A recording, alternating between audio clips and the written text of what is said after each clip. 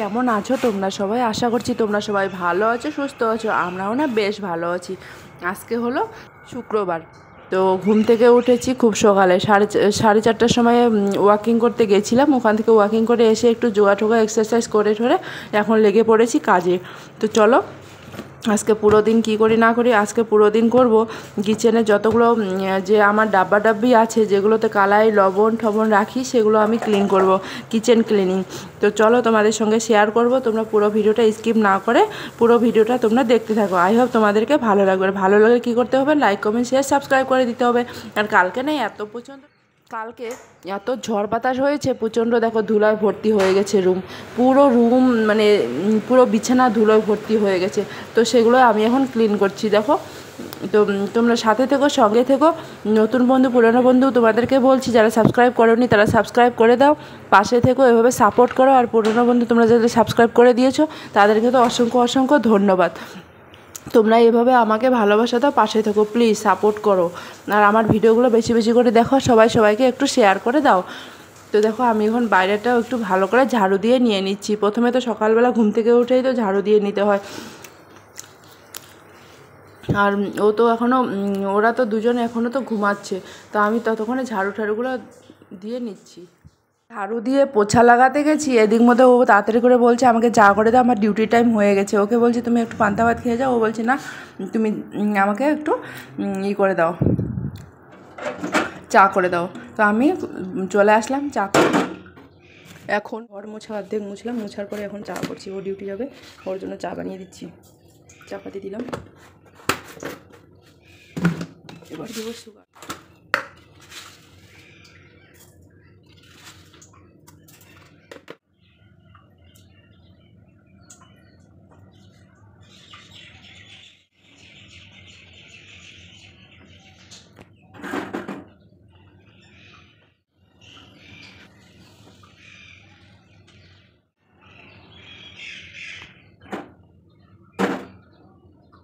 চাটা ও একাই খাবে, আমি খাবো না, আমি তো চা খাই না, ও চা খায়।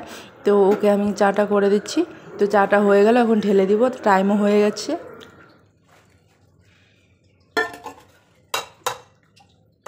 চাটা দিয়ে দিব এখন। তো চলো চাটা দিয়ে দেওয়ার পরে এখন বাসনগুলো আছে, সেগুলো বাসন একটু ধুয়ে নিব।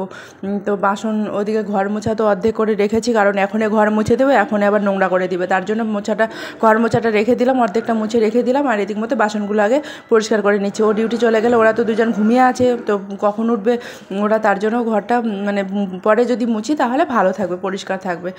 আর এদিক মধ্যে যে বাসনগুলো ছিল আজকের, এগুলো বাসন কালকের, এগুলো বাসন না, কালকের বাসন আমি কালকেই মেজে ঠেজে রেখে দিই। এগুলো আজকের বাসন, সেগুলো আমি মেজে ঠেজে রেখে দিব।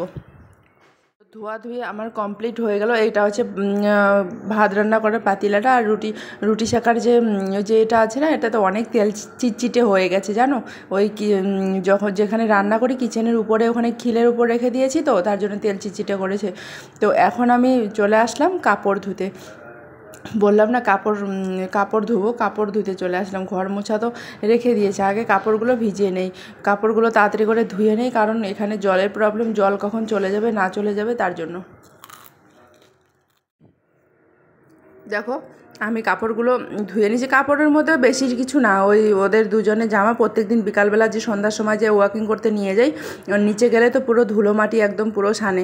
আর আমার না পায়ের গোড়ালিগুলো খুব ফেটে গেছে, জানি না এখানে খুব শুষ্ক হওয়ার জন্য আমার ফেটে গেছে। এর আগে পায়ের গোড়ালি ফাটতো না, তো এবার কি হয়েছে এখানে পুরো পায়ের গোড়ালি ফেটে একদম কি হয়ে গেছে, কালো কালো হয়ে গেছে। সেগুলো আমি এখন এরি ঘষার যে প্লাস্টিকের পাওয়া যায় সেগুলো দিয়ে এখন ঘষে ঘষে নিচ্ছি, কারণ জল অনেকক্ষণ ধরে নাড়ছি তো ওই জল নাড়লে পরে হালকা নরম হয়ে যায়। আর এখানে না খুব বাতাস হাওয়া প্রচণ্ড, তার জন্য হয়তো বেশি ফাটছে। তো কাপড় আমার ধোয়া হয়ে গেল ফাইনালি, এখন রোদ্রে দিব।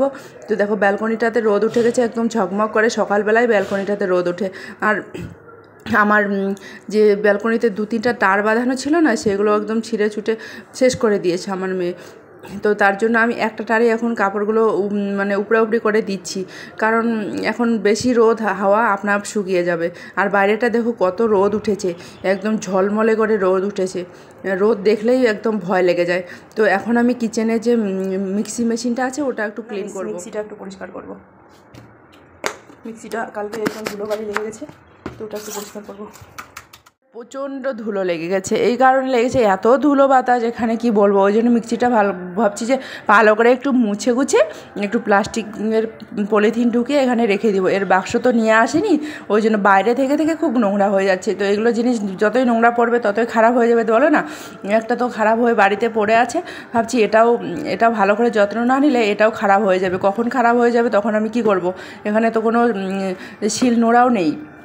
তো আমি এখন বসে বসে যে সার্ফ নিয়েছি, সার্ফ দিয়ে আর ভিজা কাপড় দিয়ে এখন পরিষ্কার করে নিচ্ছি ভালো করে। এটা ধোয়াও যায়, ধুয়েও আমি দিয়েছি এর আগে রোদ্রে, কিন্তু আমি আর ভিজাবো না, কারণ ভিজালে পরে ইলেকট্রিক জিনিস খারাপ হয়ে যেতে পারে, খারাপ হওয়ার চান্সটা বেশি থাকে। তার জন্য প্রথমে সার্ফ দিয়ে একটু ঘষে নিলাম, তারপরে একটু ভিজা কাপড় দিয়ে ভালো করে একদম কোনায় কোনায় যে ময়লাগুলো থাকে না সেগুলো আমি পরিষ্কার করে নিচ্ছি, ভালো করে নিচ্ছি। যখন আমি পরিষ্কার করি না একদম কোনায় কোনায় পুরো ক্লিন করে নেই, যেন একটুও নোংরা না থাকে। কড়টা যে আছে না, কড়টাও এত নোংরা হয়ে গেছে, কড়টা ওখানে লাগিয়ে রাখি আর তেল চিটচিটে হয়ে গেছে। মানে রান্নাঘরে থাকে তো রান্নাঘরে থেকে থেকে তেল চিটচিটে হয়ে গেছে। আর তেল চিটচিটে হয়ে গেলে পরে হাত দিলে পরে কীরকম হাতটাও তেল তেল হয়ে যায়। তো দেখো আমি এখন প্লাস্টিকটা দিয়ে ঢেকে দিব আর কি। প্লাস্টিকটা দিয়ে ঢেকে দিলে কী হবে বলো তো, অত নোংরা নোংরা হবে না। তারপরে আমি চলে আসলাম, দেখো কিচেনে যেগুলো ডাল রাখি, চিনি রাখি, চাপাতি রাখি, সেগুলো একটু সাদা সাদা তো পুরো এগুলো প্রোটিনের আর কি এগুলো ছিল, এগুলো কোনো কেনা না। তো সেগুলো একদম পুরো নোংরা হয়ে গেছিলো। মানে ওই দিক দিয়ে আমি যখন রান্না করি তখন তো ঠিকঠাকই থাকে, যখন কখনো কখনো আমার হাজব্যান্ড আসে রান্নাঘরে তখনও ও কোনো সময় করে রান্না করেছিল, তো কী করেছিল হলদি নেড়ে অমনিতেই হাত দিয়েছিল। তখন কী হয়েছিলো, এই সাদা কৌটোগুলোতে একদম হলদির দাগ কিসের দাগ লেগে গেছে, কালো মানে একটু রঙিন হয়ে গেছে। তো সেগুলো আমি এখন ভালো করে পরিষ্কার করে নেব। তো সার্ফ এক্সেল একটু নিয়েছি, সার্ফ এক্সেল দিয়ে একটু ভালো করে প্রথমে কী করলাম, ওটা ভালো করে ঘষে নিলাম। ঘষে নেওয়ার পর এখন ভিজা কাপড় দিয়ে মুছে নিচ্ছি, আর তারপরে একটু রোদ্রে দিয়ে দিব। রোদ্রে দিলে এগুলো ভালো করে শুকিয়ে যাবে, তারপরে ঘরে এনে রেখে দিব মুছে গুছে। তো এখন নিয়ে যাচ্ছি রোদ্রে দিব বাইরে বালকনিতে। সেই বালকনিতে দেখো এখন দিয়ে দিলাম। আর এদিকে কিচেনে যে আলমারিটা আছে বাক্সটা, সেখানে ওই হলদির কৌটোটা রাখি, সেখানেও ওই একটু হলদি কী পড়ে গেছে, তো সেটা একটু ক্লিন করে নিচ্ছি। আর বাদবাকি যেগুলো হানির কৌটো বলো, ঘি, এগুলো তো আমি অনেক না, তো এই হলো কয়েকদিন আগে আমি ধুয়েছি, সেটা তোমাদের সঙ্গে শেয়ার করে নিই। ওটা কাচের বয়াম, ওগুলো কাচের বয়াম অত নোংরা টোংরা হয় না। এগুলো যেগুলো প্লাস্টিকে না সেগুলো একদম কীরকম দাগ লেগে যায়। তো এটা আমাদের মশলা রাখা, তো এটাও আমি একটু ভালো করে ক্লিন করে নিয়ে নিব। যেদিন আমি ক্লিন করি না পুরো একদম ক্লিন করতেই থাকি। মানে এখন দেখো শুকিয়ে গেল তো নিয়ে আসলাম, নিয়ে এসে এখন আলমারির মধ্যে রেখে দিব, ভালো করে গুছিয়ে রেখে দিব। পুরো এক সাইজে তো দারুণ লাগে দেখতে, সব হোয়াইট একদম সাদা পুরো একে মাপের। এগুলোতে ডাল রাখি, আমি সব কিছু রাখি, সব ধরনের, যখন বাদাম ঠাদাম ছোলা ঠোলা এগুলো। তো চলো আমি এখন সবজিগুলো কেটে নিব, রান্না পরে বসাবো। তার কারণ আমি এদিকে সবজি এই কারণে কেটে নিচ্ছি, আমি একটু লাইভ করব, লাইভ করার আগে আমি সবজিগুলো কেটে নিব ঝটপট করে। এখন 9:30 বাজে, আমার তো লাইভ হবে 10:30 পৌনে 11টার মধ্যে আর কি। তো কলমি শাকগুলো নিয়ে এসেছি কালকে মার্কেট থেকে, রাত্রেও রান্না করেছি, আর এখন রান্না করবো আর কি। রান্না করছি না, রান্না করব। তো কলমি শাকগুলো এখন কেটে নিচ্ছি। কলমি শাক কেটে নেওয়ার পর তারপরে কাটবো আমি পুঁই শাকগুলো। তো 2 ধরনের শাক কিনে আনা হয়েছে। পুঁই শাক কদিন ধরে খাচ্ছি, বেশ ভালোই লাগছে। তো এবার কালকেও মার্কেটে গেছিলাম, পুঁই শাক পেয়েছিলাম, তো পুঁই শাকে নিয়ে এসেছি। তো পুঁই শাকের একদম ডগাগুলো না মোটা মোটা আমি বেছে বেছে নিয়ে নিয়েছি। তো সেগুলোই করবো। আর কলমি শাক করবো। আর ওদের জন্য একটু মুসুর ডাল আর সব কিছু শাক মিক্স করে একটা ডাল করে দিব, সিদ্ধ ডাল করে দিব। আর ডালটা তো কোনো তেল ঠেল অত দিব না, বাচ্চা মানুষ অত তেল খাওয়া যায় না। তো ওরা তো এমনিতেই সবজি কম খায়, তো আমরা এগুলো খাবো। তো ভালো করে আমি কেটে নিচ্ছি এখন ধুয়ে ঠুয়ে। ঘুম থেকে উঠলো অনেক লেট করে। তো আমার স্নান ফ্নান করে আমি পূজা টুজা দিয়ে দিলাম, ভগবানকেও দিয়ে দিলাম আম। তো আম নিয়ে এসেছি, লম্বা লম্বা আমগুলো হয় না, সেগুলো মিষ্টি কিন্তু দারুণ আছে। তো সেই আমগুলো এখন কেটে আম মুড়ি আর দুধ দিয়ে দিব। দুধ একটুখানি আছে আর আম দিব। আর মুড়ি কিনে এনেছি বাজার থেকে, সেই বাজারে মুড়িগুলো আর কি, ঘরের মুড়ি তো নিয়ে আনিনি। তো এগুলো সেই বাজার থেকে নিয়ে এসেছিলাম মুড়িগুলো। সেই বাজার থেকে মুড়ি আর দুধ আছে একটুখানি, আম মুড়ি দিব। এখন তো আম মুড়ি খেতে বেশ ভালো লাগে, তাই না? আমার না খুব পছন্দ আম মুড়ি, আম দুধ, রুটি, মানে এগুলো জিনিস আমার খুব পছন্দ, একদম বাচ্চা মানুষের মতন। তো দেখো সেগুলোই মেখে কলমি শাক, কালকে কলমি শাক কিনে এনেছি। আর এদিকে করেছি পুঁই শাকের বড়ি। পুঁই শাকের বড়া বেসন দিয়ে করেছি, খেতে দারুণ লাগছে।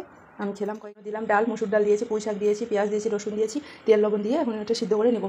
ওদেরকে সিদ্ধই দিব, ডাল দিয়ে রান্না করবো না, এটা সিদ্ধ করে ওদেরকে দিয়ে দিই, সিদ্ধ খাবে ওরা। ওরা যেমন সবজি খেতে চায় না, তো এরকম বুদ্ধি আমি করি। সব কিছু মিক্স করে একটা ডালের মতন করবো, সিদ্ধ করবো। কলমি শাকগুলো ভাজা হয়ে গেল, আর একটা ঢাকনা লাগিয়ে দিয়ে দিব।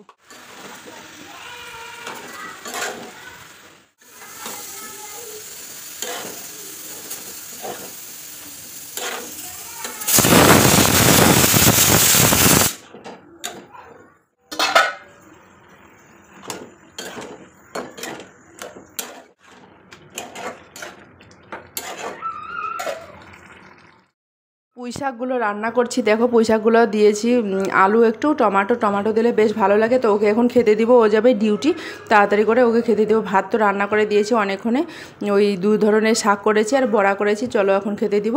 তোমাদের আজকের ভিডিওটা কেমন লাগলো তোমরা কমেন্ট করে জানাতে ভুলো না প্লিজ। তোমরা পাশে থেকো, এভাবে আমাকে সাপোর্ট করো, এভাবে ভালোবাসা দাও, ভিডিওগুলো বেশি বেশি করে শেয়ার করে দাও প্লিজ। আর এখন কাপড়গুলো ফোল্ড করে নিচ্ছি, বিকালবেলা হয়েছে, বিকালবেলা একটু রেস্ট ফেস্ট করে নিলাম, করার পর একটু কাপড়গুলো ফোল্ড করে টাটা বাই বাই, দেখা হচ্ছে নতুন সুন্দর আরেকটা।